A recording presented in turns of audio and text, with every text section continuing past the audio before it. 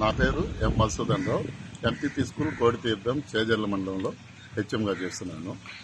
ఇటీవల కాలంలో విద్యాశాఖ చేపడుతున్నటువంటి కొన్ని రకాల యాప్లు ప్రవేశపెట్టారు. ఇవన్నీ కూడా ఉపాధ్యాయుల లోకానికి చాలా ఇబ్బందులు కలిగిస్తున్నాయి. ఈ యాప్ల వల్ల మేము చదువు చెప్పలేక విద్యార్థులకు నాణ్యమైన విద్యను కూడా అందించలేకపోతున్నాము.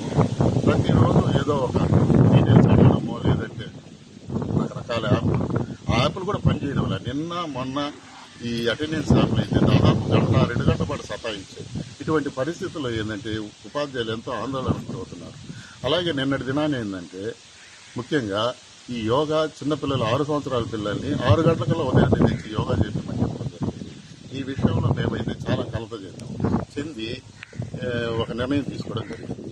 ఇటువంటి పరిస్థితుల్లో ఈ యాప్లకు తలొగ్గి ఉద్యోగం చేయలేని పరిస్థితులు వస్తున్నాయి కాబట్టి స్వచ్ఛందంగా పదవి విరమణ చేయాలనేటువంటి నిర్ణయానికి వచ్చి నిన్న ఎంఈఓ గారిని కలిసి ఎంఈఓ ఆఫీసులో మేము మా యొక్క రాజీనామా లెటర్ స్వచ్ఛంద పదవి విరమణ రాజీనామా ఇవ్వడం జరిగింది.